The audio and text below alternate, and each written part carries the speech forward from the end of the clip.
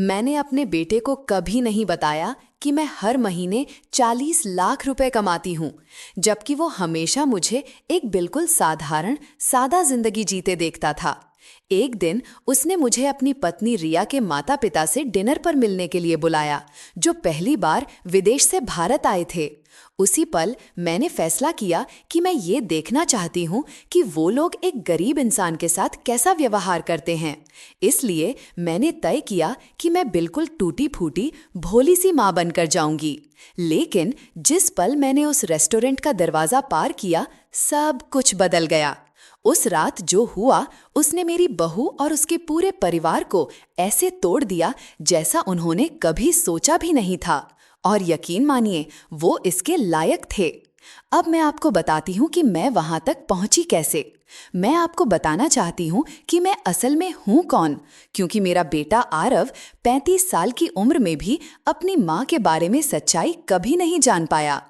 उसके लिए मैं हमेशा वही औरत थी जो सुबह जल्दी ऑफिस निकल जाती थी, शाम को थकी हुई लौटती थी, जो घर में रखी चीजों से खाना बनाती थी। एक आम सी कर्मचारी, शायद कोई सेक्रेटरी, कोई बहुत साधारण, कोई खास नहीं। और मैंने उसे कभी ठीक नहीं किया।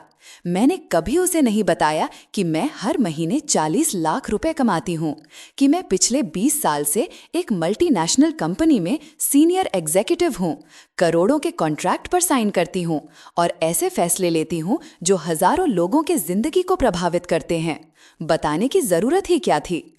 पैसा मेरे लिए कभी दीवार पर लगाने वाला कोई ट्रॉफी नहीं रहा। मैं उस दौर में पली बढ़ी थी जहां इज्जत अंदर होती थी और चुप्पी की कीमत फिजूल शब्दों से कहीं ज्यादा होती थी। इसलिए मैंने अपनी सच्चाई को हमेशा छुपाए रखा। मैं सालों तक उसी साधारण फ्लैट में रही, वही पुराना लेदर बैग इस्तेमाल किया जब तक वो घिस कर खत्म नहीं हो गया। कपड़े डिस्काउंट स्टोर से खरीदे, घर पर खाना बनाया, हर चीज बचाई, हर चीज निवेश की और चुपचाप अमीर बनती गई। क्योंकि असली ताकत शोर नहीं मचाती, असली ताकत दूर से देखती है। और मैं देख रही थी, बहुत ध्यान से। जब एक मंगलवार दोपहर आरव का फोन आया, उसकी आवाज अलग लग रही थी, घबराई हुई, ठीक वैसे ही जैसे बचपन में कोई गलती कर देता था। माँ, मुझे आपसे एक मदद चाहिए, उसने कहा। रिया के मम्मी पापा विदेश से आए हैं, पहली बार भारत आए हैं, वो आपसे मिलना चाहते हैं। हम शनिवार को डिनर कर रहे हैं एक रेस्टोरेंट में, प्लीज आप आ जाइए। उसके स्वर में कुछ ऐसा था जिसने मुझे भीतर ही भीतर खटका दिया। ये बेटे का अपनी माँ को बुलाने वाला स्वर नहीं था, ये उस इंसान की आवाज थी जिसे अपनी माँ से शर्मिंदा होने का डर हो, जिसे लगता है कि उसे फिट इन करना है, कि कोई गलत छाप ना पड़े। मैंने शांत आवाज में पूछा, क्या उन्होंने मेरे बारे में कुछ पूछा? कुछ सेकंड की खामोशी छा गई, फिर आरव हकलाया। मैंने बस इतना बताया कि आप एक ऑफिस में काम करती हैं, अकेली रहती हैं, बहुत साधारण हैं और आपके पास ज्यादा कुछ नहीं है। बस वही शब्द, साधारण, जैसे मेरी पूरी जिंदगी इसी एक घटिया शब्द में समा जाती हो। जैसे मैं कोई बोझ हूँ, जैसे मैं किसी ऐसी चीज के लिए माफी मांगने लायक हूँ जिसे मैंने कभी गलत माना ही नहीं। मैंने एक लंबी गहरी सांस ली। ठीक है आरव, मैं आऊंगी। फोन रखते ही मैंने अपने लिविंग रूम की तरफ देखा। पुराना लेकिन आरामदायक फर्नीचर, दीवारों पर कोई महंगी पेंटिंग नहीं, एक छोटा टीवी, कुछ खास नहीं, कुछ चमकदार नहीं। और उसी पल मैंने फैसला किया, अगर मेरा बेटा सोचता है कि मैं गरीब हूँ, अगर उसकी पत्नी के माता पिता मुझे जज करने आ रहे हैं, तो मैं बिल्कुल वैसा ही रूप उन्हें दिखाऊंगी जैसा वो देखना चाहते हैं। मैं गरीब बनूंगी, भोली बनूंगी, ऐसी औरत बनूंगी जो बस किसी तरह जिंदगी काट रही हो। क्यों? क्योंकि मैं अपनी आंखों से देखना चाहती थी कि वो लोग उस इंसान के साथ कैसा बर्ताव करते हैं जिसके पास कुछ भी नहीं। मुझे शक था, बहुत गहरा शक, कि रिया और उसका परिवार वो लोग हैं जो इंसानों की कीमत उनके बैंक अकाउंट से मापते हैं। और मेरा शक कभी गलत नहीं होता। शनिवार आ गया। मैंने अपने अलमारी से सबसे बुरा, बेसुरा सा कपड़ा निकाला। हल्का सा फीका पड़ा हुआ, बिना शेप का ग्रे रंग का कुर्ता सलवार, जैसा सस्ते थ्रिफ्ट स्टोर या फुटपाथ पर मिल जाता है। पैरों में पुराने घिसे हुए सैंडल, न कोई गहना, न चूड़ी, न घड़ी, बस साधारण सी कॉटन की एक फीकी टोट बैग उठाई। बालों को ढीली सी रबर बैंड से पीछे बांधकर एक बिखरी हुई पोनीटेल बना ली और आईने में खुद को देखा। मैं सचमुच किसी ऐसी औरत की तरह लग रही थी जिसे जिंदगी ने धीरे धीरे तोड़ दिया हो, भीड़ में आसानी से भुला दी जाने वाली। परफेक्ट। मैंने एक ऑटो लिया और पता बताया। दक्षिण दिल्ली का एक हाई-फाई रेस्टोरेंट, ऐसा कि जहां मेन्यू में दाल का नाम तो लिखा होता है लेकिन दाम नहीं, जहां एक टेबल की सेटिंग ही किसी आम आदमी की पूरी महीने की सैलरी जितनी होती है। ऑटो चलते हुए मैं खिड़की से बाहर देखती रही। अंदर एक अजीब सा मिला जुला एहसास था। एक तरफ उत्सुकता कि आज कुछ बड़ा होने वाला है और दूसरी तरफ हल्का सा दुख, क्योंकि मेरे अंदर का एक हिस्सा अभी भी ये उम्मीद कर रहा था कि शायद मैं गलत हूँ, शायद वो लोग मुझे अच्छे से ट्रीट करेंगे, शायद वो कपड़ों से ऊपर उठकर इंसान को देखेंगे।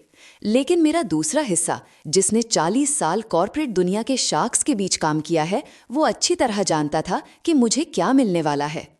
ऑटो रेस्टोरेंट के सामने रुका।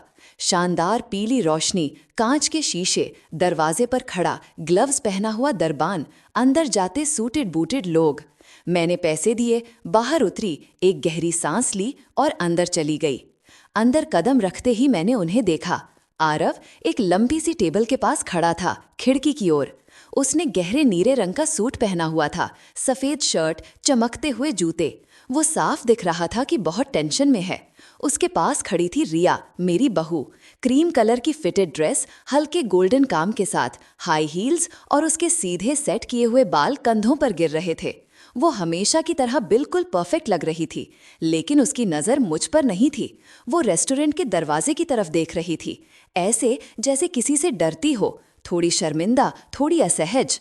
और फिर मैंने उन्हें देखा, रिया के माता पिता, पहले से ही टेबल पर बैठे हुए, जैसे किसी दरबार में राजा रानी अपनी गद्दी पर बैठे हों। रिया की माँ शालिनी ने गहरे हरे रंग की फिटेड साड़ी पहन रखी थी, जिस पर भारी काम और हल्का सा ग्लिटर था। गले में डायमंड सेट, हाथों में कंगन, उंगलियों में महंगे रिंग्स, बाल एक टाइट एलिगेंट जूड़े में बंधे हुए। उनके चेहरे पर वो ठंडी, नाप तौल कर बनी खूबसूरती थी जो लोगों को डराती है, अपनापन नहीं देती। उनके साथ बैठे थे उनके पति राजीव, एकदम प्रेस किया हुआ हल्का ग्रे सूट, महंगी घड़ी, चेहरे पर गंभीरता का नकाब। दोनों को देखकर ऐसा लगता था जैसे किसी लग्जरी मैगजीन के कवर से उतर कर आए हों। मैंने जानबूझकर छोटे हल्के कदमों से उनकी तरफ बढ़ना शुरू किया, जैसे मुझे ऐसे महंगे माहौल में आने की आदत ही न हो। सबसे पहले आरव ने मुझे देखा और उसके चेहरे का रंग बदल गया। उसकी आंखें फैल गईं। उसने मुझे ऊपर से नीचे तक देखा, गला सूखता हुआ सा लगा। माँ, आप आ गईं। उसकी आवाज़ में साफ झिझक थी। अरे बेटा, तुमने बुलाया था, मैं कैसे ना आती। मैंने हल्की झेंपी सी मुस्कान दी, ऐसी औरत की जो ऐसे रेस्टोरेंट में खुद को गलत जगह महसूस करती हो। रिया ने जल्दी से आकर मुझे गाल पर हल्का सा किस किया, ठंडा, औपचारिक, बिना किसी गर्माहट के। मम्मी जी, आकर अच्छा लगा। उसके होठों ने तो ये कहा, लेकिन आंखों ने कुछ और ही कहा, कृपया कोई ड्रामा मत करिए। उसने एक अजीब सी, जैसे मजबूरी वाली आवाज़ में अपने माता पिता से मेरा परिचय करवाया। मम्मी पापा, ये आरव की माँ है। शालिनी ने ऊपर देखा, मुझे पूरी तरह परखा और उसी पल मुझे सब दिख गया। वो नापना, वो तुच्छ समझना, वो निराशा।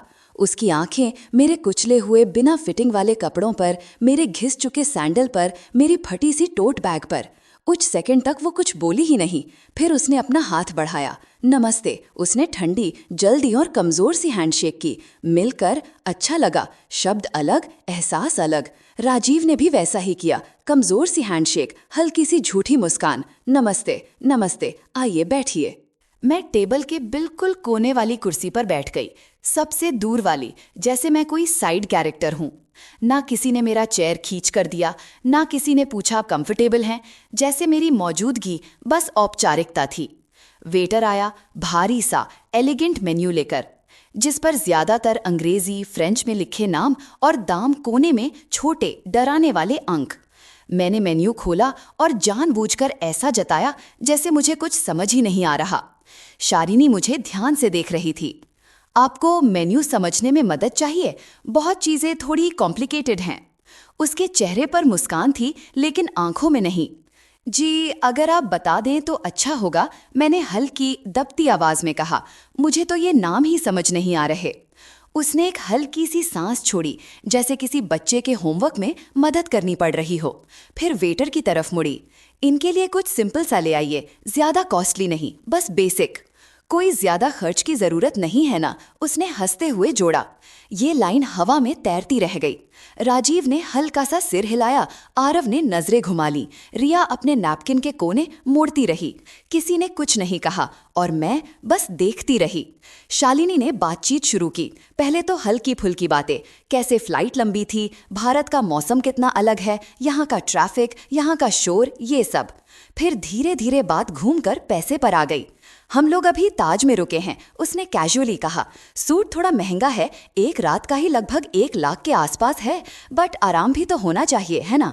फिर बोली, कार भी हमने सेल्फ ड्राइव वाली ली है, इंपोर्टेड मॉडल। इंडिया में वैसे रेयर है, पर क्या करें, हैबिट हो जाती है ना कंफर्ट की। फिर शॉपिंग का जिक्र। आज बस थोड़ा बहुत ही लिया, कुछ खास नहीं, बस कुछ ब्रांडेड चीजें, 2-3 लाख के आसपास होगा, मजाक ही है हमारे लिए। वो बोलते समय बार बार मेरी तरफ देख रही थी, जैसे उसे मेरी आंखों में वो चमक देखनी थी जो किसी गरीब के अंदर ऐसे दाम सुनकर आती है।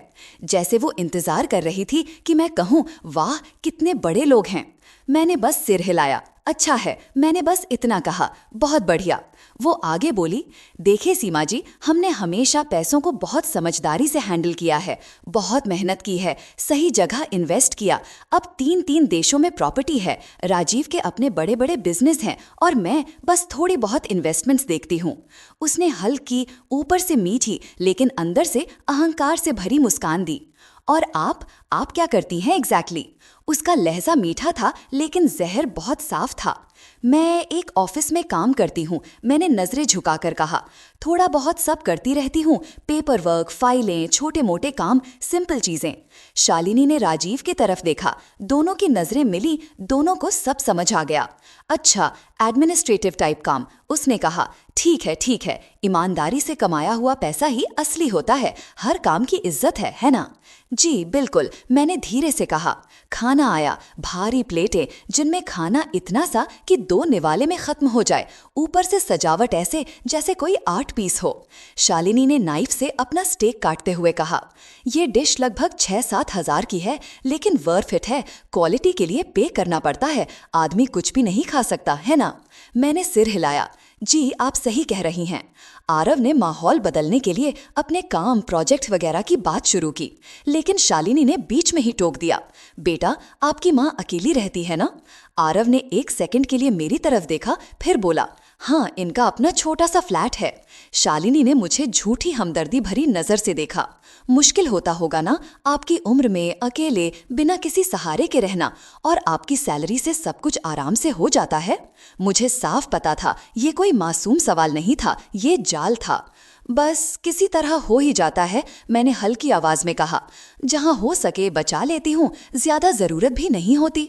शालिनी ने बड़े नाटकीय अंदाज में आह भरी। अरे सीमा जी, आप वाकई बहुत हिम्मती हैं। सच में, ऐसी औरतों की मैं दिल से इज्जत करती हूँ जो अकेले संघर्ष करती हैं। हालांकि ऑब्वियसली हर माँ चाहती है कि वो अपने बच्चों को जिंदगी में और ज़्यादा दे सके, बेहतर लाइफ, बेहतर स्टैंडर्ड। लेकिन चलिए, जो जितना कर सकता है उतना ही दे पाता है ना। यही था वो जहर भरा, प्यार भरा तीर। वो मुझे बता रही थी कि मैं अपने बेटे के लिए काफ़ी नहीं रही, कि मैंने उसे ज़िंदगी में वो सब नहीं दिया जो उसे मिलना चाहिए था, कि मैं एक कमज़ोर, अधूरी माँ हूँ। रिया अपनी प्लेट देख रही थी। आरव के हाथ टेबल के नीचे मुट्ठी बन चुके थे और मैं बस मुस्कुराई। हाँ, सही कह रही हैं आप, हर कोई वही देता है जो दे सकता है। शालिनी ने बात आगे बढ़ाई। हमने तो हमेशा ये ही कोशिश की कि रिया को सबसे बेस्ट मिले, बेस्ट स्कूल, बेस्ट ट्रिप्स, दुनिया घूमी, 4-5 भाषाएं सीखी। अब उसकी अच्छी जॉब है, अच्छी सैलरी है, और जब उसने आरव से शादी की तो हमने भी खुलकर मदद की। घर के डाउन पेमेंट के लिए हमने काफ़ी अमाउंट दिया। हनीमून भी हमने ही गिफ्ट किया था, यूरोप में लगभग 3 हफ्ते। हमारा मानना है कि बच्चों की सपोर्ट करनी चाहिए। वो सीधा मेरी आंखों में देख रही थी। और आप कुछ मदद कर पाई आरव की शादी में? कुछ दिया आपने? उसका सवाल हवा में तैरती हुई तलवार जैसा था। ज्यादा नहीं, मैंने कहा, बस जितना बन पड़ा, छोटा सा गिफ्ट। शालिनी मुस्कुराई। कितना दिया ये तो मायने नहीं रखता, इरादा ही जरूरी होता है ना? हर छोटा बड़ा गिफ्ट मायने रखता है। और ठीक उसी पल मेरे अंदर जो गुस्सा था वो उठने लगा। वो तेज फटने वाला गुस्सा नहीं था, वो बर्फ जैसा ठंडा और कंट्रोल्ड गुस्सा था जो अंदर से बहते हुए सब कुछ जमा देता है। मैंने गहरी सांस ली, वही झेंपी हुई मुस्कान चेहरे पर रखी और शालिनी को बोलने दिया, क्योंकि ऐसे लोगों के साथ यही करना पड़ता है। उन्हें बोलने दो, उन्हें अपने आप को फुलाने दो, उन्हें दिखावा करने दो। जितना वो बोलते हैं उतना ही अपने अंदर की खालीपन को दुनिया के सामने खोल देते हैं। वो अपने महंगे वाइन ग्लास में रेड वाइन घुमाती रही। ये वाइन फ्रांस के एक बहुत एक्सक्लूसिव रीजन से आती है, उसने गर्व से कहा। एक बॉटल ही 15-20 हजार की होती है, लेकिन जब इंसान को क्वालिटी समझ आ जाती है ना, तो वो कंजूसी नहीं करता।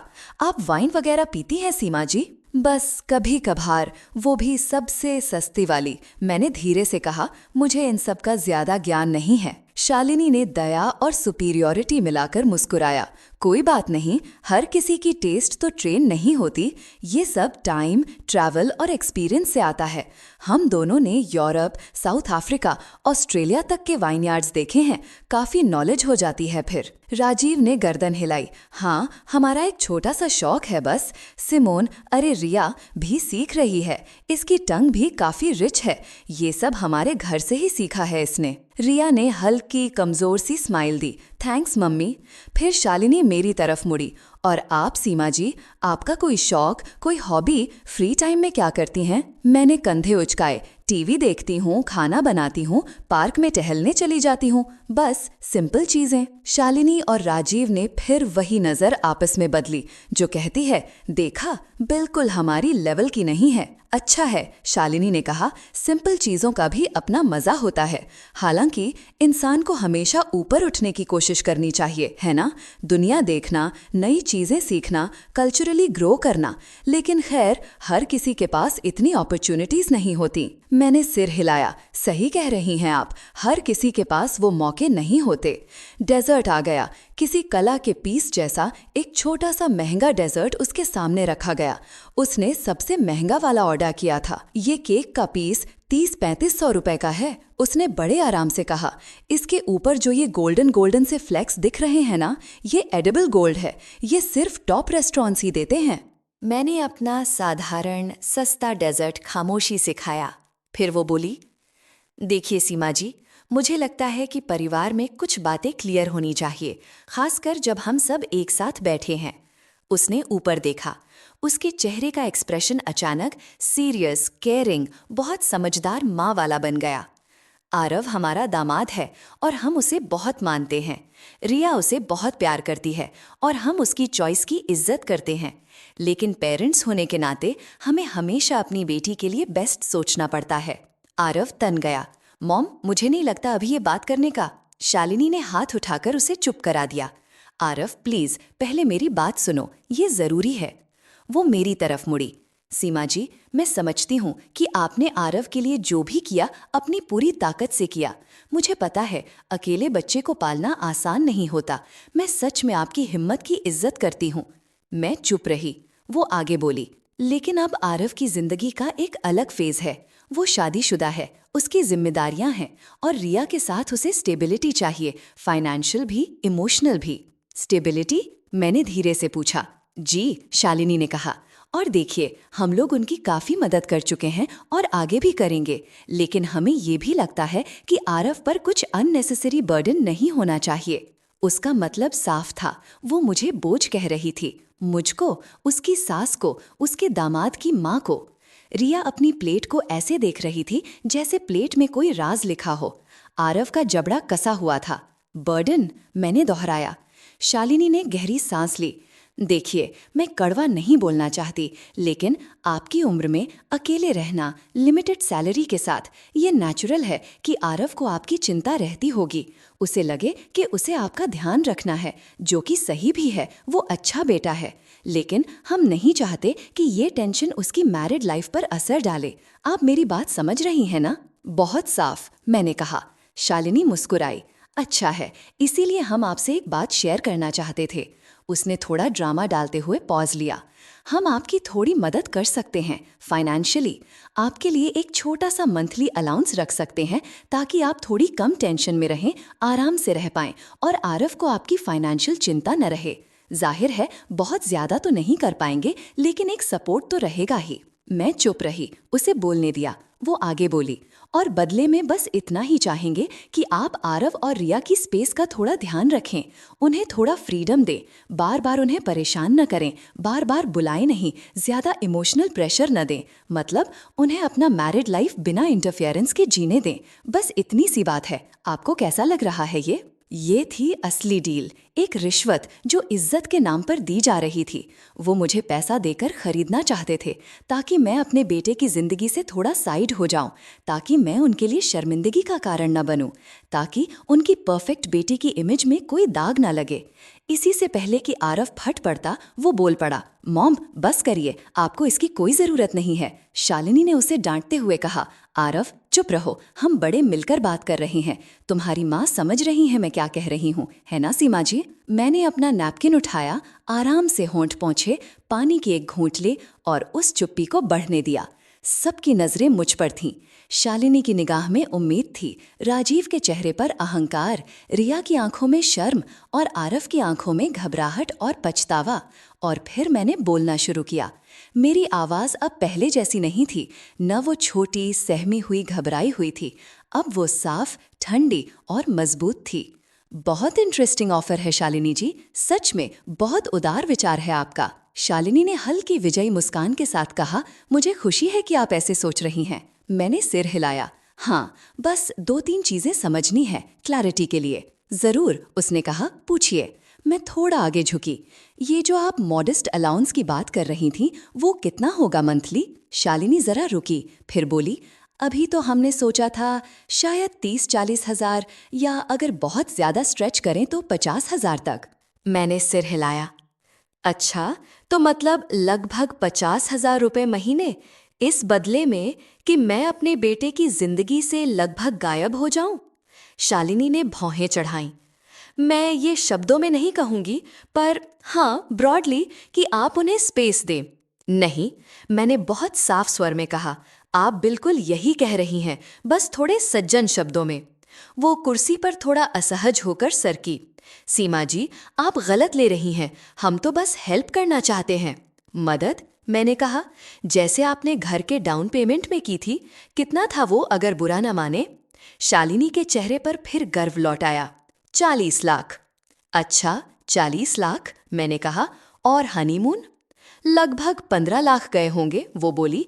3 हफ्ते यूरोप, थोड़ा घूमना फिरना। कमाल है, मैंने धीरे से कहा, मतलब करीब 55 लाख रुपए आपने आरव और रिया पर इन्वेस्ट किए। शालिनी मुस्कुराई। जब बच्चे से प्यार हो तो गिनती नहीं करते। मैंने धीरे धीरे सिर हिलाया। बिल्कुल सही, जब अपने बच्चों से सच में प्यार हो तो गिनती नहीं करते। फिर मैंने उसकी आंखों में देखते हुए पूछा, लेकिन एक बात पूछूं शालिनी जी, इतना सब इन्वेस्टमेंट करने के बाद भी क्या आपने कभी सोचा कि आपने बदले में क्या खरीदा? वो चौंक गई।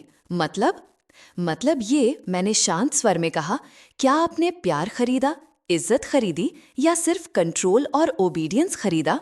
रेस्टोरेंट की हवा जैसे भारी हो गई। शालिनी की मुस्कान गायब हो गई। एक्सक्यूज मी, मेरी आवाज अब और तेज और साफ थी। आप पूरी रात पैसे की बात करती रहीं, कितना खर्च किया, क्या लिया, कहाँ रुकी, कितना दिया, कितना है, लेकिन आपने एक बार भी ये नहीं पूछा कि मैं कैसी हूँ, मैं खुश हूँ या नहीं, मैं अकेली महसूस करती हूँ या नहीं, मुझे किसी सहारे की जरूरत है या नहीं। आपने बस ये तय किया कि मैं कितनी कम कीमत की हूँ, और आपके हिसाब से मेरी कीमत है 50,000 रुपए महीना। शालिनी ने घबरा कर कहा, मैंने ऐसा नहीं किया है। मैंने उसकी बात काट दी। हाँ, आपने बिल्कुल किया है। जब से मैं यहाँ आई हूँ, आप मुझे सिर्फ पैसे की नज़र से देख रही हैं। और आपको एक बात बताऊं शालिनी जी, जिन्हें हर चीज़ पैसे में ही दिखती है, वो अक्सर खुद अपनी असली वैल्यू भूल चुके होते हैं। राजीव बीच में बोला, मुझे लगता है आप मेरी पत्नी की बात का गलत मतलब निकाल रही हैं। मैंने उसकी ओर देखा। और सही मतलब क्या है राजीव जी? मुझे दया से देखना, पूरे डिनर में मुझे ये एहसास दिलाना कि मैं कमतर हूँ, और फिर मुझे भत्ता देकर मेरी जगह तय कर देना। राजीव ने मुंह खोला फिर चुप हो गया। आरव का चेहरा सफेद पड़ चुका था। मॉम प्लीज, मैंने उसकी तरफ देखा। नहीं बेटा, अब नहीं, काफी साल चुप रह चुकी हूँ। मैंने नैपकिन टेबल पर रख दिया, कुर्सी पर टिक गई। अब मैं सिकड़ी हुई बूढ़ी औरत नहीं थी, मैं सीधी, ठंडी और मजबूत थी।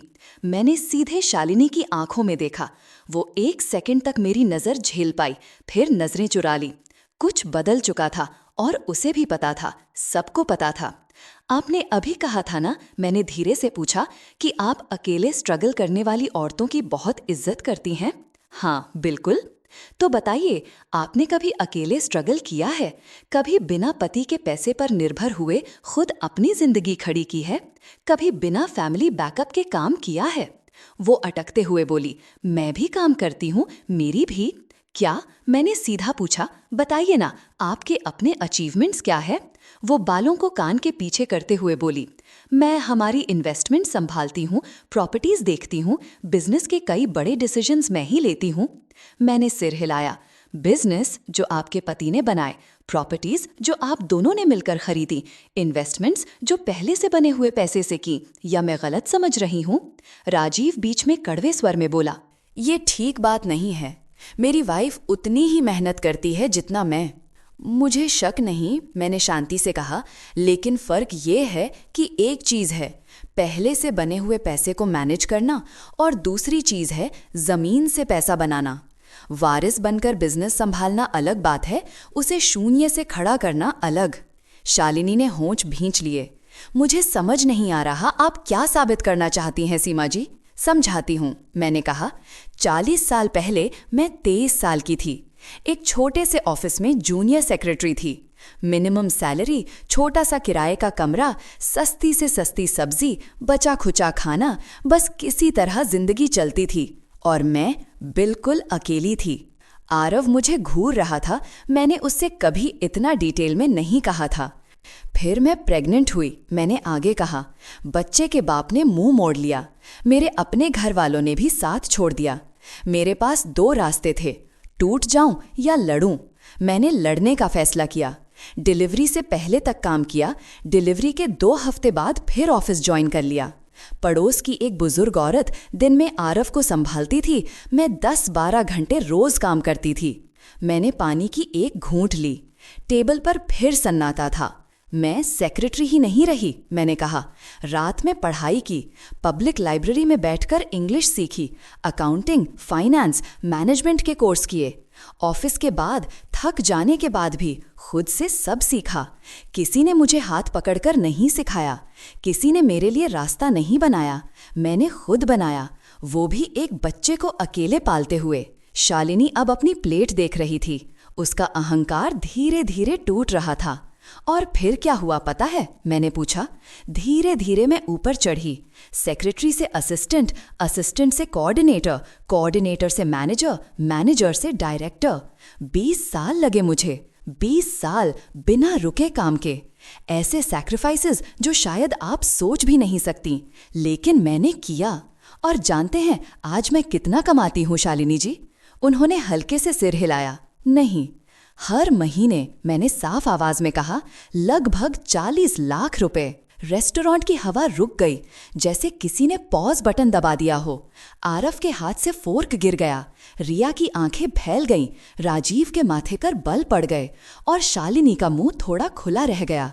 हाँ, 40 लाख, मैंने दोहराया। करीब 20 साल से हर महीने। मतलब मेरी life time income, bonus, investment, share मिलाकर मैंने उतने पैसे देखे हैं जितना आप लोग शायद कभी सोच भी नहीं पाएंगे। शालिनी के होंठ कांपे। ये कैसे? मतलब आप? मैं एक मल्टीनेशनल कंपनी में रीजनल डायरेक्टर हूं, मैंने शांत स्वर में कहा। 5 देशों की ऑपरेशंस मेरी अंडर हैं। सैकड़ों करोड़ का बजट मैं देखती हूं। 10-12 हजार से ज्यादा एम्प्लॉयज पर मेरे डिसीजंस का असर पड़ता है। जिन कॉन्ट्रैक्ट्स पर आप साइन करने से पहले वकील बुलाएंगे, मैं रोज उन पर साइन करती हूं। आरव का चेहरा पीला पड़ गया। माँ, आपने मुझे कभी बताया क्यों नहीं? मैंने उसे प्यार से देखा। क्योंकि तुम्हें जानने की जरूरत नहीं थी बेटा, क्योंकि मैं चाहती थी कि तुम मेहनत की कीमत सीखो, पैसे की नहीं। मैं चाहती थी कि तुम इंसान बनो, वारिस नहीं, क्योंकि पैसा बिगाड़ता है और मैं तुम्हें बिगड़ने नहीं दूंगी थी। रिया धीरे से बोली, लेकिन फिर आप उस छोटे से फ्लैट में क्यों रहती हैं? साधारण कपड़े क्यों पहनती हैं? लाविश कार क्यों नहीं चलाती? मैं मुस्कुराई, क्योंकि मुझे किसी को इम्प्रेस करने की ज़रूरत नहीं है, क्योंकि असली दौलत दिखाने के लिए नहीं होती, क्योंकि मैंने सीख लिया है कि जितना ज़्यादा होता है उतना कम दिखाने की ज़रूरत महसूस होती है। मैंने शालिनी की तरफ देखा। इसीलिए आज मैं ऐसे कपड़े पहनकर आई, इसीलिए मैंने गरीब होने का नाटक किया, इसीलिए मैंने खुद को टूटी फूटी अनपढ़ सी दिखाया, ताकि देख सकूं जब आप सोचती हैं कि सामने वाला कुछ नहीं है तो आप उसके साथ कैसा व्यवहार करती हैं। और क्या ही खूब अपना असली रंग दिखाया आपने। शालिनी का चेहरा लाल हो चुका था, शर्म, गुस्से और अपमान से। ये सब बकवास है, वो फटी आवाज में बोली। अगर आप इतनी कमाती हैं तो हमें कैसे नहीं पता? आरव को कैसे नहीं पता होता? वो तो हमेशा यही सोचता था कि आप स्ट्रगल कर रही हैं। क्योंकि मैंने उसे ऐसा ही सोचने दिया, मैंने कहा। क्योंकि मैंने कभी शोर नहीं मचाया, क्योंकि मैं महंगी चीज़ों का प्रदर्शन नहीं करती, क्योंकि मैं पैसे को उछालती नहीं, लगाती हूँ, बचाती हूँ, बढ़ाती हूँ। राजीव ने गला साफ किया।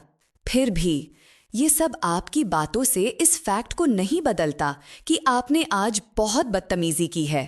आपने हमारी बातों को गलत एंगल से लिया है। सच में? मैंने ठंडी आवाज में कहा। मैंने गलत समझा जब आपने मुझे बोझ कहा। मैंने गलत समझा जब आपने मुझे 50,000 रुपये महीने देकर मेरी जगह तय करनी चाहिए। जब आपने मेरी सैलरी, मेरे कपड़े, मेरी जिंदगी का मजाक उड़ाया, तब भी मैंने गलत समझा। राजीव चुप हो गया, शालिनी भी। मैं खड़ी हो गई। सबकी निगाहें मेरे ऊपर थीं। एक बात बताती हूं आपको, मैंने शांत लेकिन तल्ख स्वर में कहा। पैसा क्लास नहीं खरीदता, न तहजीब, न इंसानियत, न दिल। आपके पास पैसा है, शायद बहुत है, लेकिन जो सबसे जरूरी चीज है उसका एक दिन का भी आपके पास नहीं है। शालिनी भी खड़ी हो गई, गुस्से में कांपती हुई। और आपके पास है? आप जो पूरी रात झूठ बोलती रहीं, ड्रामा करती रहीं, हमें बेवकूफ बनाती रहीं। मैंने आपको बेवकूफ नहीं बनाया, मैंने ठंडे स्वर में कहा। आप खुद बन गए। मैंने तो बस आपको मौका दिया कि आप खुद को दिखाएं, एज यू आर। आपने जो भी किया खुद किया, मैंने कुछ नहीं कराया। रिया की आंखों से आंसू बह रहे थे। मम्मी जी, मुझे सच में पता नहीं था। मुझे पता है, मैंने उसकी बात काट दी। तुम्हें मेरे पैसों के बारे में नहीं पता था, लेकिन तुम्हें अपने मम्मी पापा के बारे में सब पता था। तुम्हें पता था कि वो कैसे लोगों को ट्रीट करते हैं जो उनकी नज़र में नीचे होते हैं, और तुमने फिर भी कुछ नहीं कहा। रिया सिसकते हुए बोली, मैं कहना चाहती थी, पर वो मेरे माता पिता हैं और आरव मेरा बेटा है। मैंने नरम लेकिन मजबूत स्वर में कहा। फिर भी मैंने उसे कभी कंट्रोल नहीं किया, उसे खुद फैसले लेने दिए, अपनी राह बनाने दी, क्योंकि प्यार का मतलब पकड़कर रखना नहीं है, छोड़कर भरोसा करना है। आरव मेरे पास आ गया, आंखों में आंसू। माँ, मुझे माफ कर दीजिए, मैंने कभी पूछा ही नहीं, मैंने बस मान लिया कि आप कमजोर हैं। मैंने उसे गले लगा लिया। तुम्हें माफी मांगने की जरूरत नहीं बेटा, मैंने जो किया सोच समझ कर किया। मैं चाहती थी तुम खुद कुछ बनो, मेरे पैसों पर नहीं, अपनी मेहनत पर खड़े हो। लेकिन तुम्हारी शादी के बाद मैंने ये नहीं सोचा था कि कोई तुम्हें ये कहेगा कि तुम्हारी माँ बोझ है। शालिनी अब भी खड़ी थी, सहमी हुई लेकिन जिद्दी। ये सब कुछ भी हो, एक बात नहीं बदलता, वो बोली। आपने झूठ बोला, आपने हमें धोखा दिया, आपने गलत इंटेंशन से यहाँ आकर नाटक किया। हाँ, मैंने सिर हिलाया, मैंने एक्ट किया, मैंने नाटक किया, मैंने वो बनने का दिखावा किया जो मैं नहीं हूँ, ठीक वैसे ही जैसे आप हर रोज करती हैं। राजीव ने चौंक कर पूछा, इसका मतलब? इसका मतलब ये है, मैंने कहा, कि आप लोग अपने महंगे कपड़ों, गाड़ियों, ट्रिप्स, वाइन, होटल्स के पीछे छुपते हैं, लेकिन अंदर आप खाली हैं। आपके पास कोई गहराई नहीं, ना कोई सच्ची बातचीत, ना कोई असली रिलेशनशिप, ना कोई इमोशनल स्ट्रेंथ, बस बैंक बैलेंस है। शालिनी ने कड़वी हंसी हंसी। और आप बहुत सच्ची हैं। इतनी सच्चाई है कि खुद ही कह रही हैं मैंने नाटक किया। शायद मैं भी परफेक्ट नहीं हूं, मैंने कहा, लेकिन मेरे नाटक ने आपकी सच्चाई दिखा दी है। अब आप इससे भाग नहीं सकती। तभी वेटर धीरे से आया। मैम, सर कुछ और ऑर्डर करेंगे या बिल ले आऊं? बस बिल ले आइए, राजीव ने जल्दी से कहा। वेटर चला गया। शालिनी फिर से कुर्सी पर बैठ गई, लेकिन अब वो पहले वाली एलिगेंट कॉन्फिडेंट औरत नहीं लग रही थी। वो किसी ऐसे इंसान की तरह लग रही थी जिसके हाथ से कोई अदृश्य ताकत निकल चुकी हो। सीमा जी, उसने थोड़ी नरम आवाज में कहा, मैं नहीं चाहती कि ये सब हमारी फैमिलीज के बीच दीवार बन जाए। रिया और आरव एक दूसरे से प्यार करते हैं, उनकी जिंदगी है साथ। हम ये सब इन्हीं के लिए तो कर रहे हैं। हम ये सब बिगड़ने नहीं दे सकते। क्यों? मैंने पूछा।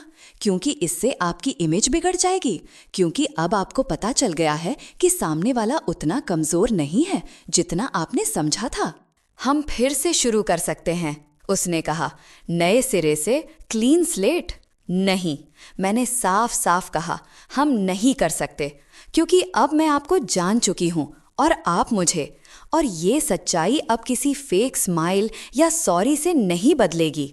और उसी पल मुझे पता था कि आज की ये रात सिर्फ एक डिनर नहीं थी, ये एक आईना था जिसमें हर किसी ने अपना असली चेहरा देख लिया था।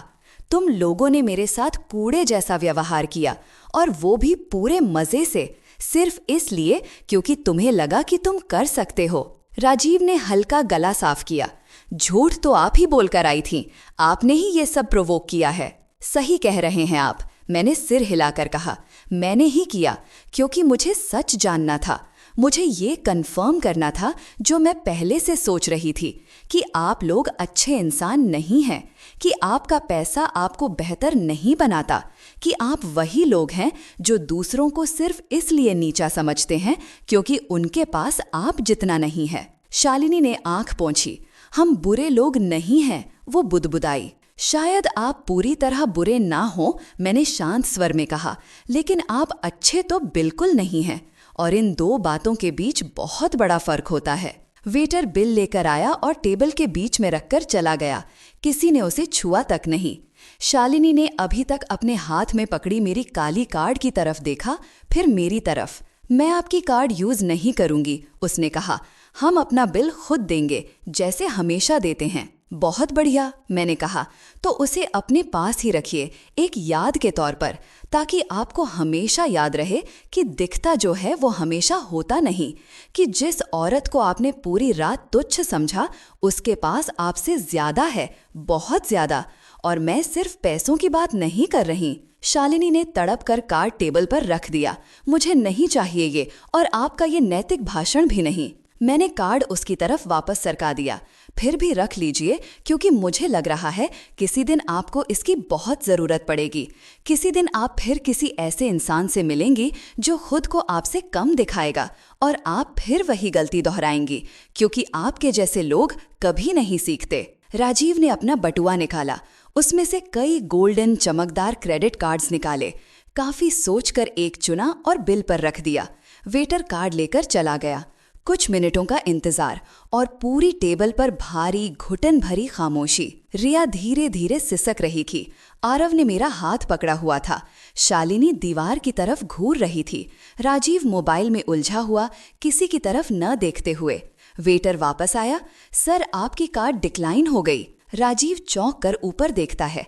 क्या मतलब डिक्लाइन? कैसे? वेटर ने दोहराया। डिक्लाइन सर, क्या आपके पास कोई और पेमेंट ऑप्शन है? राजीव का चेहरा लाल हो गया। इम्पॉसिबल है, उस कार्ड की लिमिट बहुत हाई है, जरूर सिस्टम एरर होगा। वेटर ने कंधे उचका दिए। चाहे तो एक बार फिर ट्राई कर सकता हूँ सर। राजीव ने झुंझलाकर दूसरी कार्ड दी। वेटर फिर से चला गया। शालिनी ने घबराकर पूछा, क्या हुआ? पता नहीं, राजीव चिड़चिड़े स्वर में बोला। शायद बैंक की तरफ से कोई सिक्योरिटी ब्लॉक हो गया होगा।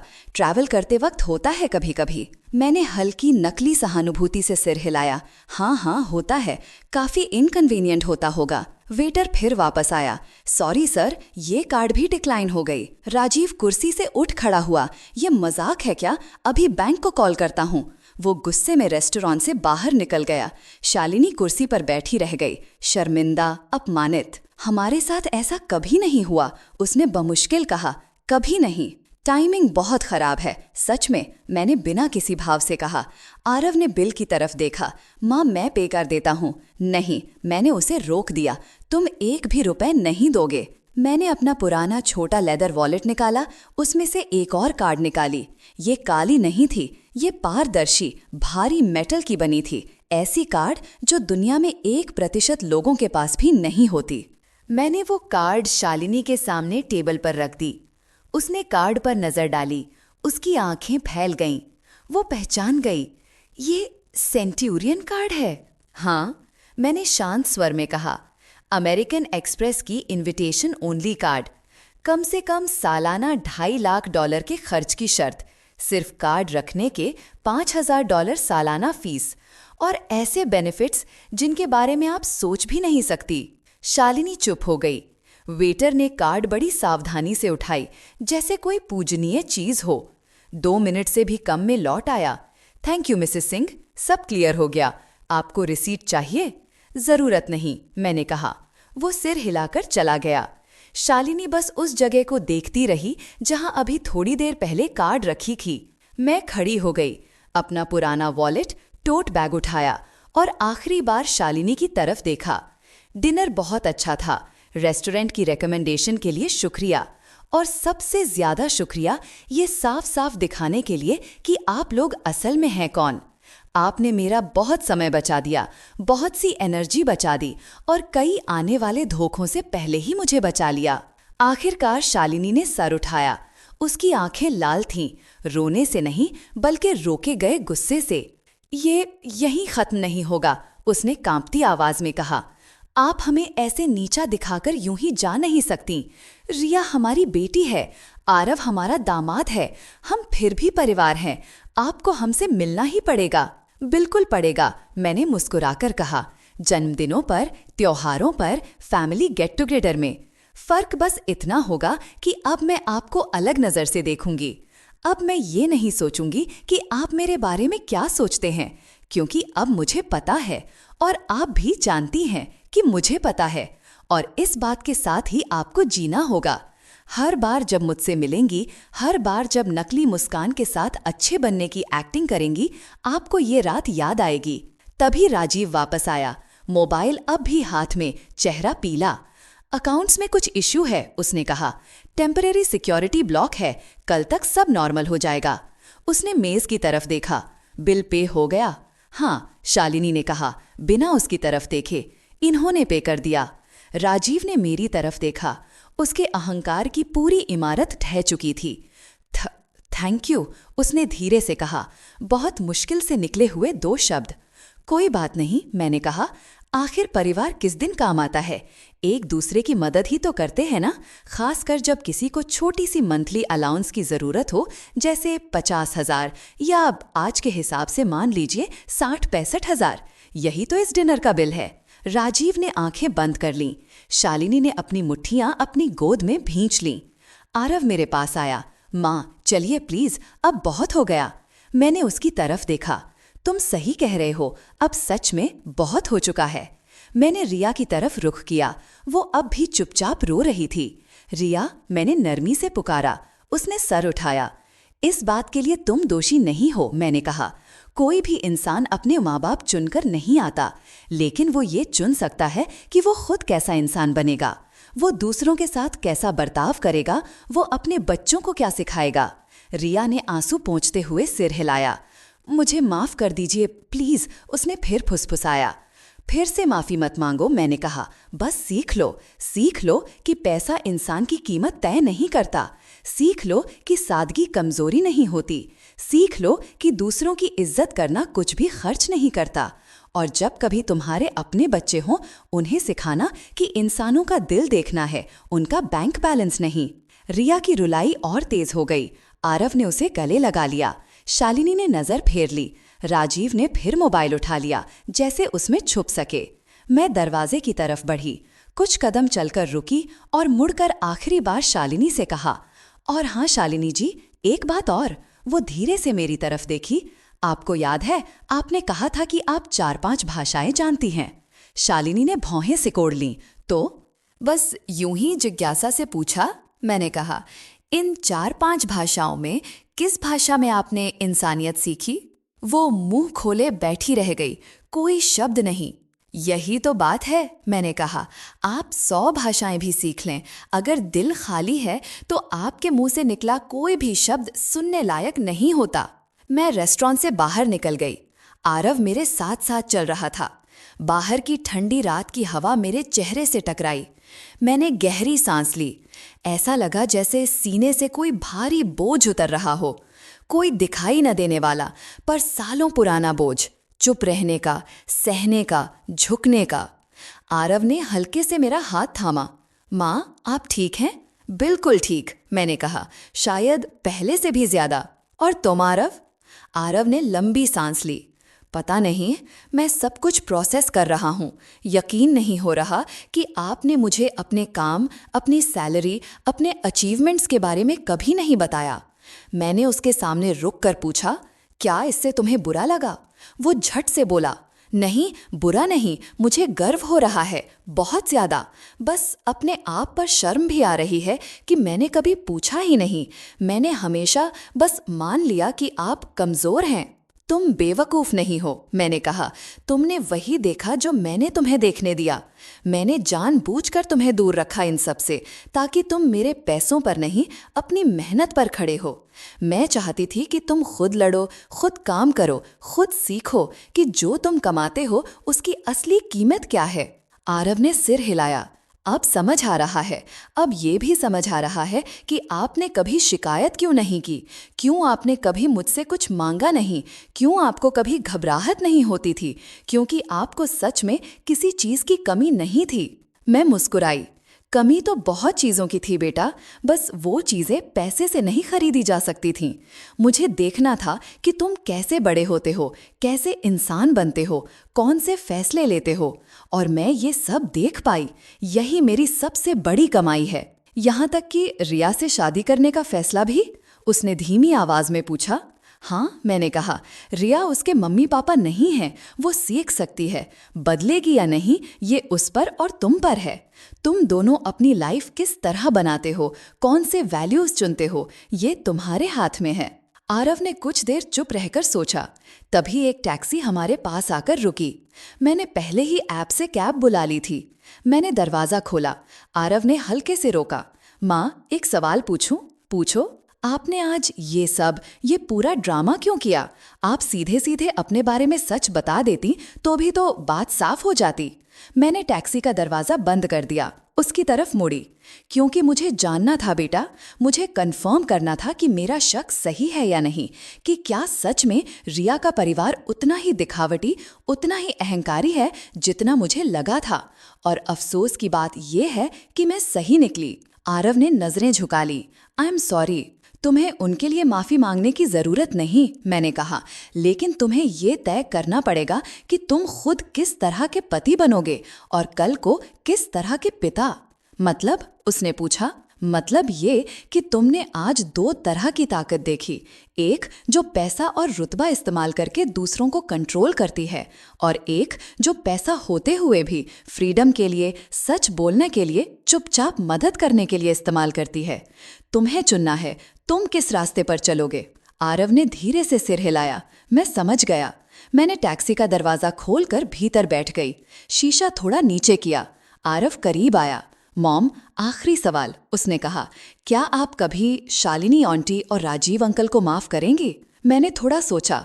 माफ़ करना ये नहीं होता कि सब भूल जाओ, मैंने कहा, और ना ये कि उन्हें दोबारा वही करने दो। शायद किसी दिन जब सच में उनमें बदलाव दिखे, जब वो लोगों को पैसे से नहीं, इंसानियत से तौलना सीख जाएं, तब मैं उन्हें दिल से माफ़ कर पाऊंगी। लेकिन तब तक मैं बस शिष्ट रहूंगी, दूनी बनाए रखूंगी और बहुत सावधान रहूंगी। और मैं?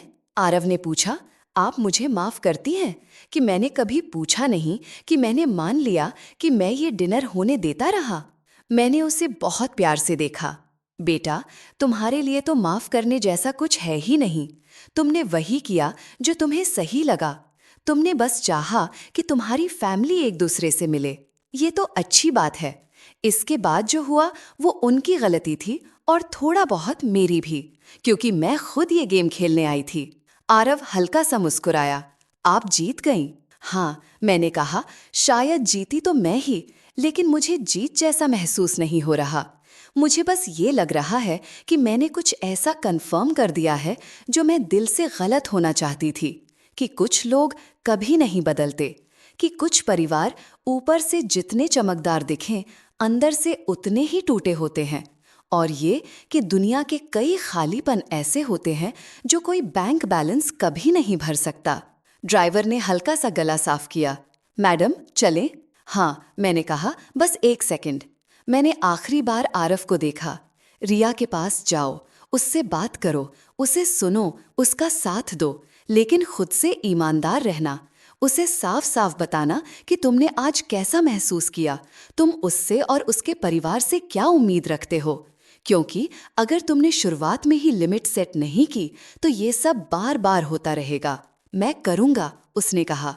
आई लव यू माँ, और आज पहले से कहीं ज्यादा, क्योंकि अब मुझे पता है कि आप असल में कौन हैं और आप कमाल की हैं। मैं मुस्कुरा दी।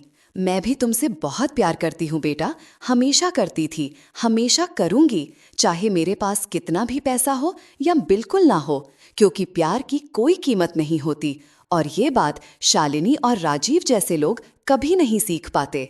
आरव थोड़ा पीछे हटा। मैंने ड्राइवर को इशारा किया, चलिए। टैक्सी चल पड़ी। मैंने शीशे से बाहर देखा, आरव को देखा जो वापस रेस्टोरेंट की तरफ लौट रहा था, झुके हुए कंधे, सोच में डूबा हुआ।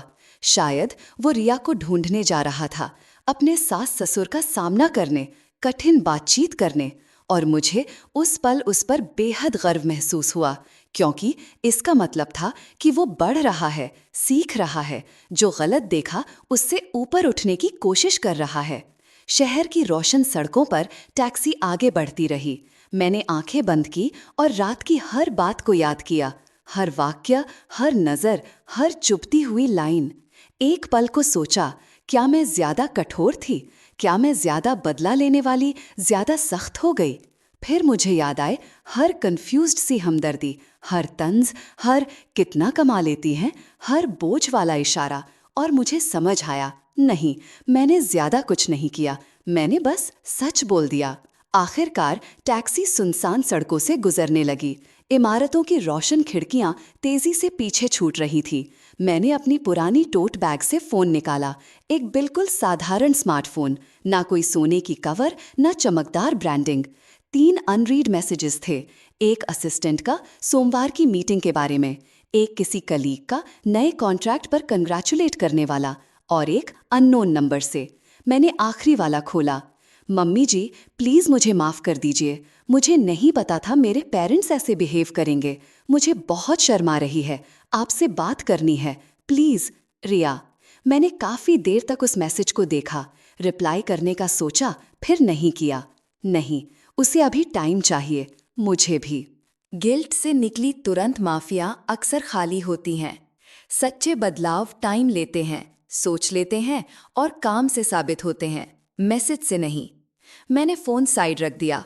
ड्राइवर ने रियर व्यू मिरर से मुझे देखा। मैडम, अगर बुरा ना माने तो सब ठीक है ना? मैंने उसकी तरफ देखा। हाँ, सब ठीक है। क्यों? क्योंकि आप बहुत चुप थीं, उसने कहा। आमतौर पर जो लोग इस रेस्टोरेंट से निकलते हैं वो बहुत एक्साइटेड होते हैं, डिनर, खाने, फोटोज वगैरह की बातें करते हैं। आप तो ऐसे निकली जैसे जंग लड़कर आ रही हों। मैं हल्का सा हंसी। कुछ ऐसा ही समझ लो। इतना सास दिख रहा था क्या? वो मुस्कुराया। मैं 20 साल से टैक्सी चला रहा हूँ मैडम, सब देखा है, लड़ाई, ब्रेकअप, परिवार के झगड़े, रोना, हंसना, और आपकी आंखों में वो नज़र है जो इंसान की होती है जब वो पहली बार वो सब बोल देता है जो सालों से अंदर दबा के रखा हो। आप काफ़ी ऑब्जर्वेंट हैं, मैंने कहा। काम ही ऐसा है, वो बोला। ऊपर से टाइम भी निकल जाता है। अगर आप चाहें तो बात कर सकती हैं, जोर नहीं दे रहा, पर कभी कभी किसी अनजान से बातें कर लेना आसान होता है, जो जज नहीं करेगा, जो बाद में आपको याद भी नहीं रखेगा। उसकी बात सुनकर थोड़ी देर को मन किया कि बोल दूं सब, फिर सिर हिलाया। नहीं शुक्रिया, आज के लिए जितना बोलना था बोल चुकी हूँ। उसने सिर हिलाया। जैसी आपकी मर्जी, लेकिन इतना जरूर कहूंगा, जो भी हुआ अंदर आपने सही किया होगा। मैं देख सकता हूँ आप शांत हैं, आप रो नहीं रही, चिल्ला नहीं रही, मतलब आपने सच बोला है। और सच चोट तो देता है, पर अंदर कहीं ना कहीं सुकून भी देता है। मैं उसके चेहरे को गौर से देखने लगी। करीब 60 साल का होगा, सफ़ेद बाल, मेहनत से भरे हाथ, एक सादा सा इंसान, वैसा ही जैसा मैं आज रात एक्टिंग करके बनी थी। आप सच पर इतना भरोसा करते हैं? मैंने पूछा। सच से भी ज्यादा ईमानदारी पर, उसने कहा। सच तो कभी कभी नजरिए से बदल जाता है, लेकिन ईमानदारी नहीं बदलती। ईमानदारी मतलब जो आप महसूस करते हैं उसे बिना मुखौटे के, बिना झूठ के कह देना, चाहे उससे माहौल खराब हो जाए, रिलेशन परेशान हो जाए या आपको ही नुकसान हो जाए। मैंने सिर हिलाया। आप सही कह रहे हैं। मेरी बीवी हमेशा कहती थी, वो हंसा, कि मैं बहुत सीधे मुंह बोलता हूँ।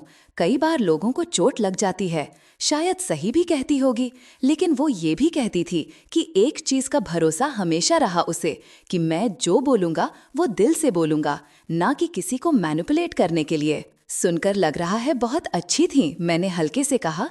थी नहीं, है मेरे लिए, उसने मुस्कुराकर कहा। 5 साल हुए चल बसी, लेकिन 40 साल साथ रहे हम।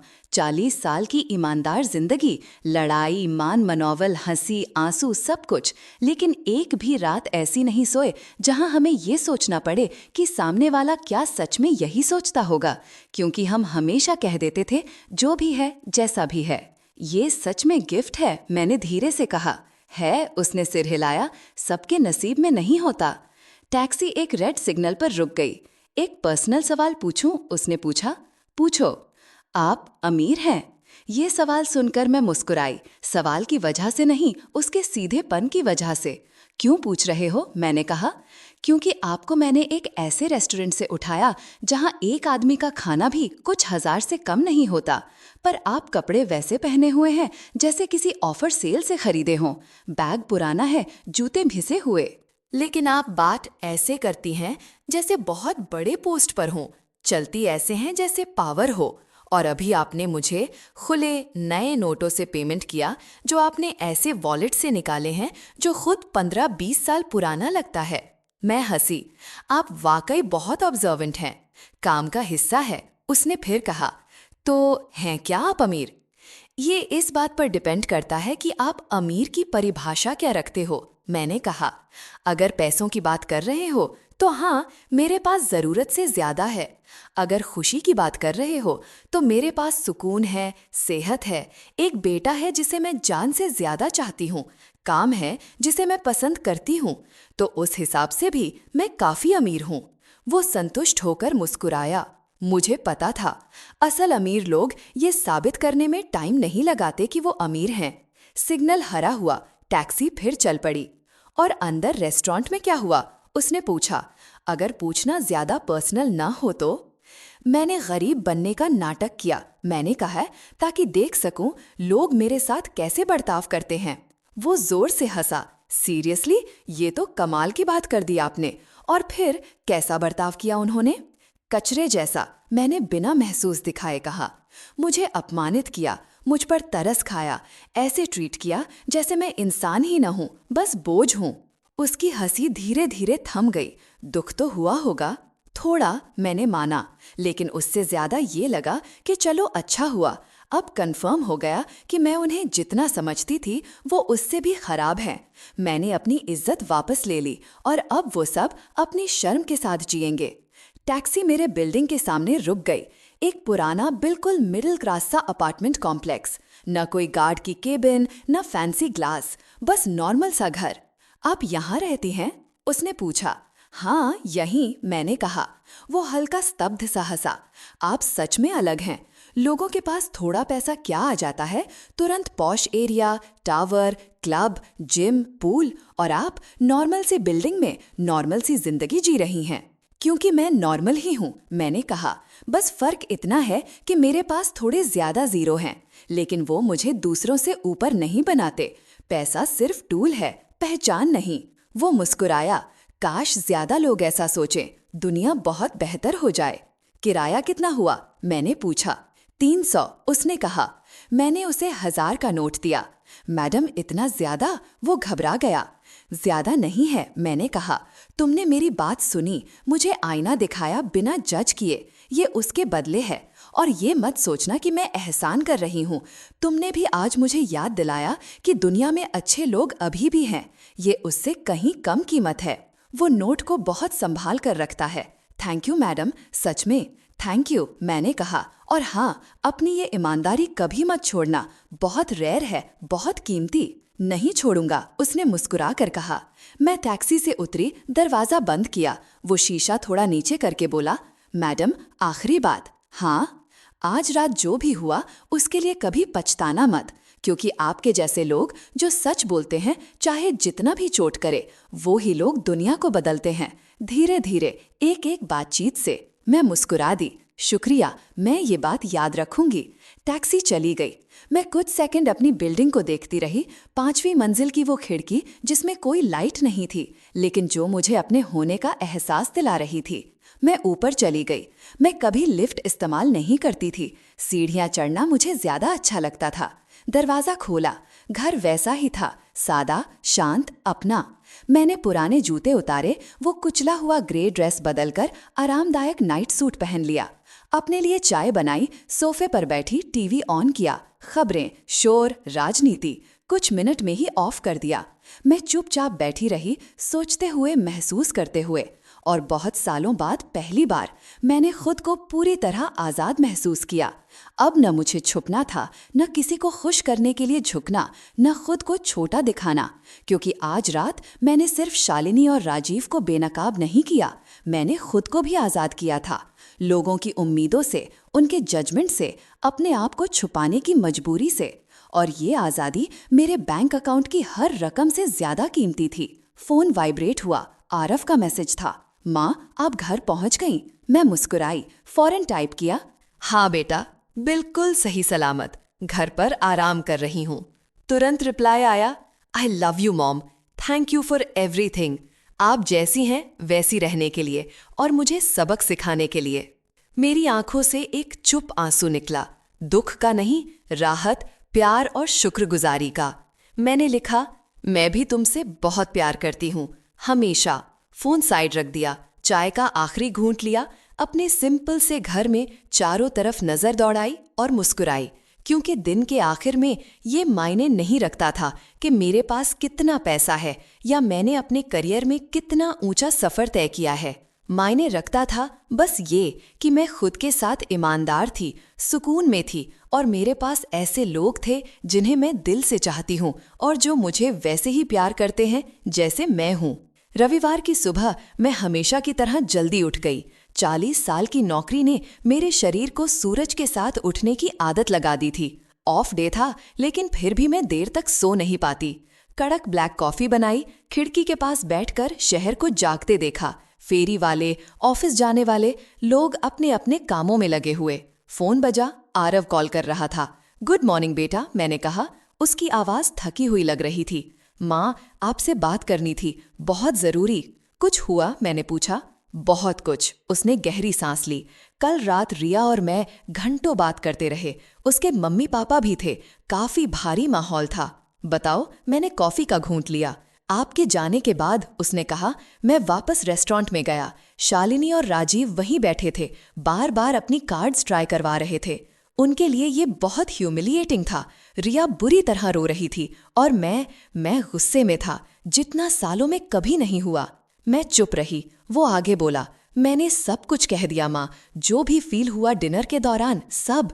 मैंने कहा कि मुझे उन पर शर्म आ रही है कि उन्होंने मेरी माँ के साथ कूड़े जैसा बर्ताव किया, कि उनका रवैया बिल्कुल अस्वीकार्य है और मैं ये दोबारा कभी बर्दाश्त नहीं करूँगा।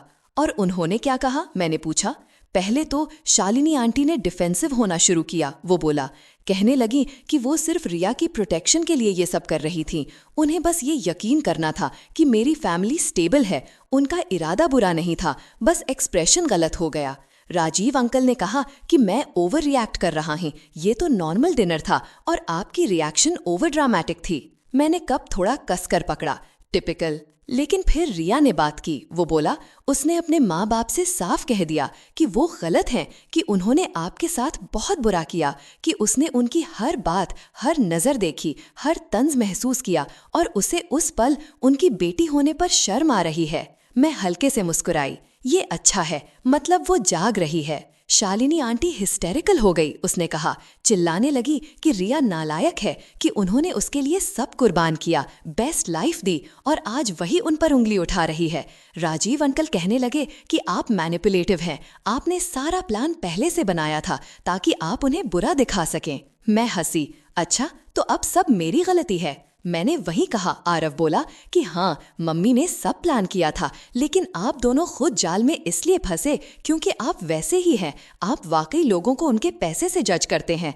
मम्मी ने बस आपको मौका दिया और आपने खुद सबके सामने खुद को एक्सपोज कर दिया। शाबाश, मैंने धीरे से कहा। ये डायलॉग अच्छा था।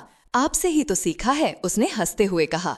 थोड़ी देर खामोशी रही, फिर उसने कहा, माँ, कल रात मैंने एक फैसला लिया है। रिया और मैं, हम उसके मम्मी पापा के साथ सीमाएं तय करेंगे। हम रिश्ता तोड़ेंगे नहीं, लेकिन साफ नियम होंगे। ना पैसों पर ताने, ना कंपैरिजन, ना हमारी लाइफ को कंट्रोल करने की कोशिशें। अगर उन्हें ये स्वीकार नहीं, तो फिर उन्हें भी नतीजे स्वीकार करने होंगे। उन्होंने माना? मैंने पूछा। नहीं, उसने थके स्वर में कहा। गुस्से में उठकर चले गए। बोले, हम नॉन ग्रेटफुल हैं, कल जब हमें मदद चाहिए होगी तो वो नहीं होंगे। राजीव अंकल ने कहा कि वो अपनी वसीयत पर दोबारा सोचेंगे। शालिनी आंटी ने कहा कि रिया ने गलत फैमिली चुन ली है। मैंने सिर हिलाया। इमोशनल ब्लैकमेल, जब तर्क खत्म हो जाते हैं ना, तो लोग यही करते हैं। बिल्कुल, वो बोला, लेकिन इस बार काम नहीं किया। रिया भी अपने फैसले पर अड़ी रही, मैं भी। और ईमानदारी से कहूं तो माँ, उनके जाते ही मुझे राहत महसूस हुई, जैसे सीने से बोझ उतर गया हो। उतरा ही है, मैंने कहा। तुमने दूसरों की उम्मीदों, उनके कंट्रोल का वजन अपने कंधों से हटाया है। अब जो लाइफ बनाओगे वो तुम्हारी होगी। थैंक यू माँ, उसने भावुक स्वर में कहा। जो आपने कल किया वो आसान नहीं था, लेकिन ज़रूरी था। हमें देखने की ज़रूरत थी कि वो असल में कौन है, और रिया को भी ज़रूरत थी ये देखने की कि एक और तरीका भी होता है, ज़्यादा ईमानदार, ज़्यादा सच्चा, ज़्यादा सुकून वाला। मैंने वही किया जो मुझे सही लगा। मैंने कहा, रिया आपसे मिलना चाहती है, उसने आगे कहा। वो पर्सनली माफ़ी मांगना चाहती है, आपसे सीखना चाहती है, एक बहू की तरह नहीं बल्कि एक औरत की तरह। उससे कहो आ सकती है, मैंने कहा, लेकिन आज नहीं, कुछ दिन बाद। तुरंत निकली माफियां अक्सर खाली होती हैं, जो समय के बाद आती हैं वही सच्ची होती हैं। मैं कह दूंगा, उसने कहा। माँ, आप सच में ठीक है ना? मैंने खिड़की से बाहर देखा। सूरज पूरी तरह निकल चुका था। मैं ठीक हूँ, मैंने कहा, बहुत अच्छी हूँ, क्योंकि अब मेरे दिल में कुछ नहीं बचा जो कहना रह गया हो। आई लव यू माँ। I love you too. जल्द मिलते हैं, मैंने कहा। कॉल खत्म हुई। मैंने कॉफ़ी पीकर कप रखा, कपड़े बदले और सोच लिया, आज बिना किसी प्लान के बाहर निकलूंगी। बस चलूंगी, सोचूंगी, महसूस करूंगी। पुरानी जीन्स, सिंपल टॉप, पैरों में घिसे हुए स्नीकर्स पहनकर मैं बाहर निकल गई। सड़कें जिंदगी से भरी हुई थीं। परिवार, बच्चे, बुजुर्ग, हवा में समोसे और ताज़ा ब्रेड की खुशबू। पास के पार्क में जाकर एक बेंच पर बैठ गई। लोगों को देखती रही। कोई बहुत अमीर नहीं लग रहा था, ज्यादातर मिडिल क्लास, लेकिन उनके चेहरे पर मुस्कान थी। वो पल एंजॉय कर रहे थे। मुझे अचानक ख्याल आया शालिनी और राजीव के बारे में। इतना पैसा, इतनी प्रॉपर्टीज, इतनी शोहरत, लेकिन क्या वो सच में खुश हैं, या बस खुद को और दुनिया को साबित करने में लगे हैं कि वो किसी से कम नहीं? उसी वक्त एक बुजुर्ग औरत मेरे पास आकर बैठ गई। नमस्ते बेटी, उसने मुस्कुराकर कहा। नमस्ते आंटी, मैंने भी मुस्कुराकर जवाब दिया। बहुत अच्छा मौसम है ना? उसने आसमान की तरफ देखकर कहा। बहुत, मैंने सिर हिलाया। वो अपने बैग से ब्रेड के टुकड़े निकालकर कबूतरों को खिलाने लगी। मैं हर रविवार यहाँ आती हूँ, उसने कहा। हफ्ते की भागदौड़ शुरू होने से पहले ये मेरा पीस वाला टाइम होता है। मैं भी वही ढूंढ रही थी, मैंने कहा, थोड़ा सुकून। कठिन हफ्ता था? उसने पूछा। कठिन रात, मैंने हल्की मुस्कान के साथ कहा। वो समझदार नजरों से देखती हुई बोली, कभी कभी एक रात सब बदल देती है। सही कहा आपने, मैंने धीरे से कहा। एक बिन मांगे सलाह दूं? उसने हंसते हुए पूछा। जरूर, मैंने कहा। उसने कबूतरों की तरफ इशारा किया। इनको देखो, कोई बड़ा है कोई छोटा, किसी के पंख चमकीले हैं किसी के बिखरे हुए, लेकिन रोटी सब एक ही खाते हैं, सब एक ही जमीन पर चलते हैं। कोई खुद को दूसरों से बड़ा नहीं समझता। मैं मुस्कुराई। अच्छी बात कही आपने। ये कोई बात नहीं, सच्चाई है, उसने कहा। इंसान ही वो जानवर है जो खुद की बनाई झूठी सीढ़ियां बनाता है, पैसे, स्टेटस, दिखावे से, वरना आखिर में सबकी मिट्टी एक ही होती है। मैंने गहरी सांस ली। आप बिल्कुल सही कह रही हैं। उसने मेरे हाथ पर हल्के से थपकी दी। याद रखना बेटी, कितना है या नहीं है ये कभी असली बात नहीं होती। असली बात ये है कि तुम दूसरों के साथ कैसा बर्ताव करती हो। चाहे तुम अमीर हो या गरीब, तेरा रवैया ही तेरी असली विरासत है। वो उठी, बैग उठाया। अच्छा, अब चलती हूँ। रविवार अच्छा गुजरे तुम्हारा। आपका भी आंटी, मैंने कहा। मैं काफी देर वहीं बैठी रही, उसकी बातों को भीतर उतरते हुए महसूस करते हुए। 3 दिन बाद बुधवार की दोपहर डोरबेल बजी। मुझे पता था कौन है। दरवाजा खोला, रिया थी। बिना मेकअप, सिंपल पोनीटेल, जीन्स और साधारण टॉप, ना हील्स ना ज्वेलरी। वो पहली बार असली लग रही थी। मम्मी जी, उसने धीमी आवाज में पूछा, अंदर आ सकती हूँ? हाँ आओ, मैं साइड में हो गई। वो अंदर आई, घर को ध्यान से देखने लगी। साधारण फर्नीचर, पुरानी दीवारें, कोई महंगा डेकोर नहीं, बस एक घर। मैंने सोफे की तरफ इशारा किया, वो बैठ गई। मैं सामने वाली कुर्सी पर बैठ गई। कुछ पल हम दोनों चुप रहे। आखिरकार उसने कहा, मुझे पता नहीं कहाँ से शुरू करूं। जहां से कर सको वहीं से, मैंने कहा। उसने गहरी सांस ली। मैं माफ़ी मांगने आई हूँ, लेकिन सिर्फ सॉरी बोलने नहीं, आपको ये बताने भी कि मेरे मम्मी पापा ऐसे क्यों हैं और मैं इतने साल चुप क्यों रही। मैं चुपचाप सुनती रही। वो दोनों बहुत गरीब घर में पले बढ़े, उसने धीमी आवाज़ में कहना शुरू किया। एक छोटे से गांव में, जहाँ न ठीक बिजली थी, न पानी, न दवा। बहुत छोटी उम्र से खेतों में काम किया उन्होंने अपने ही माँ बाप को दवाई के बिना मरते देखा, खुद भूखे रहे, बहुत बुरा समय देखा, और बस एक ही कसम खाई कि वो फिर कभी गरीब नहीं रहेंगे। कुछ भी करना पड़े, पैसा कमाएंगे, और इतना कमाएंगे कि कभी कमी ना रहे। मैंने सिर हिलाया। समझ सकती हूँ, ये बहुत कुछ समझा देता है। उन्होंने जान तोड़ मेहनत की, वो बोली, बचत की, देश बदला, बिजनेस खड़ा किया, और जब पैसा आया तो वो कभी भूल नहीं पाए कि बिना पैसे सब कैसे लगता है। इसीलिए वो हर चीज़ पैसे से मापने लगे। उन्हें लगता है पैसा मतलब सिक्योरिटी, मतलब जान, मतलब जिंदगी। ट्रॉमा ऐसा ही करता है, मैंने कहा। अजीब तरीके से पकड़ लेता है इंसान को। लेकिन ये इस बात की सफाई नहीं है कि उन्होंने मेरे साथ जैसा किया वो ठीक था। मुझे पता है, रिया ने आंखें पोंछीं। मैंने सब देखा, सब महसूस किया, हर लाइन, हर नज़र, हर ताना। और मैं फिर भी चुप रही, क्योंकि मैं हमेशा से यही करती आई हूँ, चुप रहना, उनकी हर बात मान लेना। क्योंकि बचपन से उन्होंने सिखाया कि अगर मैं उनसे उलट बोलूंगी तो मैं नालायक हो जाऊंगी, नॉन ग्रेटफुल। वो कहेंगे, हमने इतना किया, तुम हमें ही जज कर रही हो। उसकी आवाज़ कांप गई। लेकिन कल जब आपने सबके सामने सारा सच बोल दिया तो मुझे ऐसा लगा जैसे किसी ने मेरी आंखों से पट्टी हटा दी हो। वो रोने लगी। मैं हमेशा से महसूस करती थी कि लोगों को पैसे से जज करना गलत है, लेकिन हर बार खुद को ही दोष देती थी कि शायद मैं ज्यादा सेंसिटिव हूँ। आज आपने साबित कर दिया कि मैं गलत नहीं थी, बात ही गलत थी। मैंने पानी का गिलास उसकी तरफ बढ़ाया।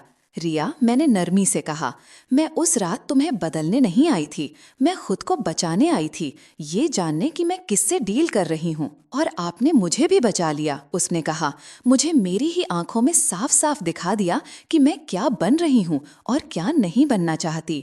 तुम्हारे मम्मी पापा कैसे हैं अब? मैंने पूछा। गुस्से में उसने हल्का सा हंसते हुए कहा, बहुत आहट, बहुत ह्यूमिलिएटेड। 3 दिन से मम्मी ने मुझसे बात नहीं की।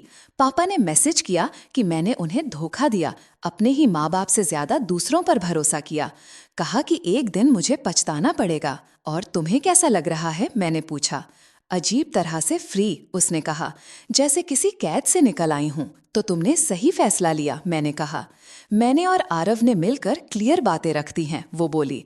हमने कहा, आप हमारी जिंदगी का हिस्सा बनना चाहते हैं तो बनिए, लेकिन इज्जत के साथ, कंट्रोल करके नहीं, पैसे के धमकी देकर नहीं। और अगर आप ये नहीं कर सकते तो दूर रहिए। उन्होंने कैसे लिया ये सब? मैंने पूछा।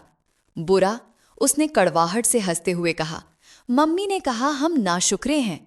पापा ने धमकी दी कि वो मुझे अपनी विरासत से निकाल देंगे, फाइनेंशियल हेल्प बंद कर देंगे, जैसे मुझे अभी भी उनकी पॉकेट मनी चाहिए। तब मुझे समझ आया कि वो सच में मानते हैं कि उनका असली वैल्यू उनके बैंक बैलेंस में है। और बस, मैंने तय कर लिया कि मैं ऐसी नहीं बनूंगी। मैंने ईमानदारी से कहा, मुझे नहीं पता वो कभी बदलेंगे या नहीं, क्योंकि बदलने के लिए सबसे पहले ये मानना पड़ता है कि तुम गलत हो, और वो तो दुनिया को गलत मानते हैं, खुद को नहीं। लेकिन तुम बदल सकती हो, और तुम्हारा बदलना काफ़ी है। वो सीधा मेरी आंखों में देखती हुई बोली, मम्मी जी, मैं आपसे कुछ मांगना चाहती हूँ। बोलो। मुझे आपसे सीखना है, उसने कहा, कि इज्जत के साथ कैसे जीते हैं, कैसे पैसे वाले होकर भी उसे चेहरा नहीं बनाते, कैसे ताकत रखते हुए भी किसी को कुचलते नहीं, सपोर्ट करते हैं। क्योंकि उस रात मैंने आप में एक चीज देखी जो अपने पेरेंट्स में कभी नहीं देखी, क्लास, असली ताकत, ऐसी आवाज जिसे जोर से नहीं बोलना पड़ता, फिर भी सब सुनते हैं। मैं मुस्कुरा दी। रिया, ये किताब से सीखने वाली चीज नहीं है, जिंदगी सिखाती है, गिरने से, उठने से, गलतियां करने से। मैं बस इतना कह सकती हूं, अगर तुम अपने आप से सच्ची रहोगी, लोग भले ना समझें, लेकिन तुम खुद चैन से सो पाओगी। मैं कोशिश करूंगी, उसने कहा, अपने लिए, आरव के लिए और अपने आने वाले बच्चों के लिए, ताकि वो कभी ये ना सोचें कि इंसान की कीमत उसकी चीजों से तय होती है। बस एक चीज याद रखना, मैंने कहा, हर फैसले से पहले खुद से पूछना, ये मैं अपने लिए कर रही हूं या दूसरों को दिखाने के लिए? ये मेरी शांति बढ़ाएगा या सिर्फ मेरी इमेज? उसने धीरे धीरे सिर हिलाया, मानो अंदर कहीं कुछ सेट हो रहा हो। एक वादा करो मुझसे, मैंने कहा, जब तुम्हारे बच्चे हों, उन्हें लोगों की वैल्यू सिखाना, न कि उनकी कीमत। उन्हें हमदर्दी, सादगी और इज्जत सिखाना। ये चीजें फ्री हैं, लेकिन असली दौलत यही है। मैं वादा करती हूँ, वो दृढ़ स्वर में बोली, पूरे दिल से। हम दोनों उठा और गले लगे, एक सच्चा, गर्म, इंसानी हग, बिना दिखावे, बिना नकलीपन के। लगभग 1 घंटे बाद वो चली गई, हल्की, मुस्कुराती हुई और शायद आजाद। दरवाजा बंद करके मैंने अपने छोटे से घर को देखा और मुस्कुराई। यही काफी था, यही मेरी असली रिचनेस थी। साधारण घर, ईमानदार जिंदगी और सच्चे रिश्ते। फोन पर आरव का मैसेज आया, माँ, रिया ने सब बताया, थैंक यू उसे मौका देने के लिए, थैंक यू हमारे लिए हमेशा। मैंने सिर्फ इतना लिखा, आई लव यू बेटा, हमेशा। शाम ढलने लगी, आसमान नारंगी, गुलाबी रंगों में घुल गया। मैं खिड़की के पास बैठी रही, ये समझते हुए कि असली अमीरी ये है कि तुम जो हो उस पर शर्म ना आए, कि तुम जो है उसमें सुकून मिले, कि तुम्हारे पास ऐसे लोग हों जो तुम्हें तुम्हारे पैसे के लिए नहीं, तुम्हारे होने के लिए चाहें। शालिनी और राजीव के पास शायद करोड़ों थे, लेकिन मेरे पास ये सब था, सच, सुकून और अपने बेटे का बेइंतहा प्यार। और इस हिसाब से मैं उनसे कहीं ज्यादा अमीर थी। मैंने दोबारा कभी खुद को गरीब बनकर एक्ट नहीं किया। अब जरूरत ही नहीं थी, मेरा काम हो चुका था। मैं देख चुकी थी जो मुझे देखना था, मैं कह चुकी थी जो दिल में था। अब मैं बस सीमा थी, माँ, एग्जीक्यूटिव, औरत, जिंदा बची हुई, लड़ने वाली, हर मायने में अमीर। और ये काफी से ज्यादा था, ये सब कुछ था। अगर ये कहानी आपको पसंद आई हो तो कमेंट में ज़रूर बताइए कि आप किस शहर से सुन रहे हैं, दिल्ली, मुंबई, लखनऊ, जयपुर, भोपाल, इंदौर या कहीं और से।